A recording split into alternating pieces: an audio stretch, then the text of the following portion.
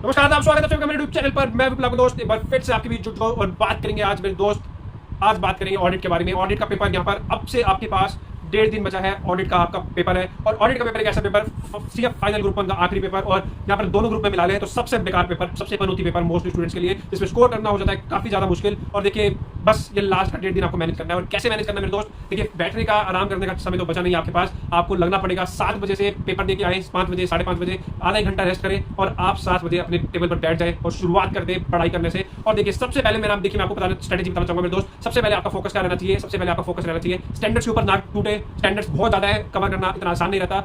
आपको सबसे पहले करने हैं चैप्टर्स। और चैप्टर्स कौन से आपने करने हैं? देखिए, सबसे पहले आप चैप्टर्स निपटाएंगे, मैं आपको बता दूं, audit of financial consolidated financial statements. जो छोटे छोटे चैप्टर्स है ना, एनबीएफसी हो गया आपका यहाँ पर पीएसयू ऑडिट हो गया। उसके बाद कुछ नए चैप्टर्स जो है, डिजिटल ऑडिट, ईएसजी, ये ऐसे जो चैप्टर्स है ना, ये 5-5 नंबर के क्वेश्चन आएंगे और 5-5 नंबर करके आपके यहाँ पर नंबर देते रहेंगे। और डायरेक्ट क्वेश्चन इनके आते हैं, मोस्टली 99% चांसेस है डायरेक्ट क्वेश्चन आएंगे और आपको सिर्फ पॉइंट्स याद होने चाहिए, पॉइंट्स रिकॉल होने चाहिए और आप उसको क्लियर कर जाएंगे। और देखिए, उसके बाद आपने एक प्रोफेशनल एथिक्स जो आपका चैप्टर है, सबसे इंपॉर्टेंट, सबसे ज्यादा स्कोरिंग, इससे आसान चैप्टर नहीं हो सकता। और लेकिन नंबर इसमें भी बहुत कवर कट जाते हैं। तो देखिए, आपको क्या फोकस करना है? क्लोजेस आपको अच्छे से रटे होने चाहिए, नंबर के साथ, शेड्यूल के साथ, सब कुछ याद होना चाहिए।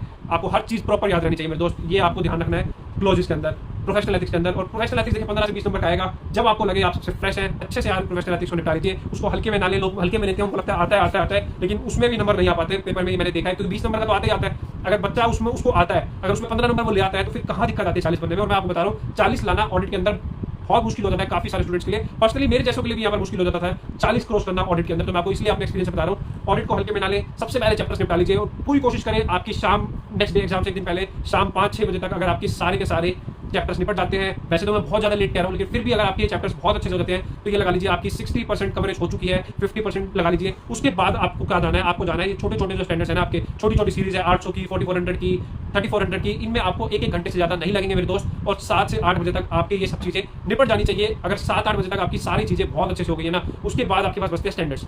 वो आप पढ़ सकते हैं जब तक आपके पेपर है। अगले दिन सुबह का टाइम है, रात का टाइम है, 4-6 घंटे आपका जो है, आपको उस हिसाब से करके चलना है। क्या स्टैंडर्ड्स में भी एनालिसिस फॉलो कर सकते हैं? देखिए मेरे दोस्त, 1.5 दिन का टाइम है। अगर लगता है कि फॉलो करनी चाहिए, नहीं हो पा रहा मैंने, तो जरूर करें। जिस पे आपको भरोसा हो, उस टीचर पर भरोसा करके आप फॉलो कर सकते हैं। कोशिश करें जो स्टैंडर्ड्स आपने कर रखे हैं उनको तो पहले रिवाइज करें। जो आसान सीरीज है उनको निपटाते जाए। 700 की सीरीज को बिल्कुल ना छोड़े, SQC1 को बिल्कुल ना छोड़े। 200 की सीरीज भी बहुत आसान है, वो भी ना छोड़े। देखिए, थोड़ी सी टेक्निकल सीरीज जो रखती है, 600 भी आसान है, टेक्निकल सीरीज है, 500 की बहुत बड़ी है, ईजी है लेकिन बहुत बड़ी है, तो वो आप देख सकते हैं। उसके अंदर 300-400 ये थोड़ी सी टेक्निकल रहती है, लेकिन 400 की सीरीज भी जरूर कर जाए। 300 और 500 में मैं आपको चॉइस देता हूँ कि आप अपनी मर्जी से, अगर टाइम बचे, जो ABC एनालिसिस के अकॉर्डिंग तक बचती है, सिर्फ वो स्टैंडर्ड्स कर जाए।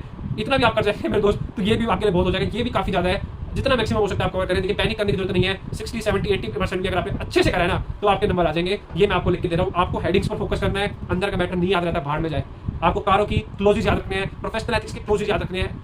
आपको एग्जैक्ट पता होना चाहिए कि ये किस क्लोज की बात हो रही है, कारों के कौन सा क्लोज यहाँ पर लगेगा, ये चीजें आपको पता होनी चाहिए मेरे दोस्त। और स्टैंडर्ड्स की नहीं आती ना कहानी, स्टैंडर्ड का नाम तो ये रट सकते हैं ना, पेपर में जाने से पहले ना स्टैंडर्ड के यहाँ पर रट जाए। उसको शीट है, आपको कहीं भी टेलीग्राम पर मिल जाएगी, स्टैंडर्ड्स की हेडिंग्स को रट जाए। उसके बाद MCQs पे बहुत ज्यादा फोकस करके चले। 30 नंबर के MCQs आएंगे। देखिए मेरे दोस्त, MCQs के लिए डिटेल में पढ़ना जरूरी है और MCQs थोड़े टफ भी आ रहे हैं आजकल। और मैं देख रहा हूँ बैंक ऑडिट में से आ रहे हैं और वो ऐसे क्वेश्चन आ रहे हैं जो यहाँ पर किसी ऑथर की किताबों में नहीं है, वो स्टडी मैट से आ रहे हैं। लेकिन पैनिक करने की जरूरत नहीं है, कोई भी नहीं पढ़ के आ रहा।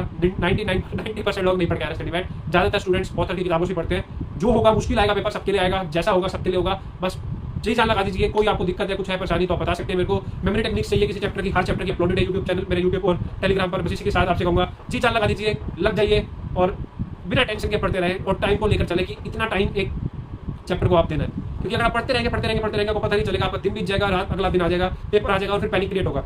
आपको टाइम अलॉट करके चलना है और 1.5 दिन देकर चलना है हर पेपर को। 1.5 घंटा, 1-1 घंटा, जैसे जैसे आपको लगता है ना, आपको उस हिसाब से निपटाते चलना है। बस इसी के साथ आपका दोस्त ये चलना आपसे मिलता जाएगा। Tata, see you, bye bye, good night, bye bye.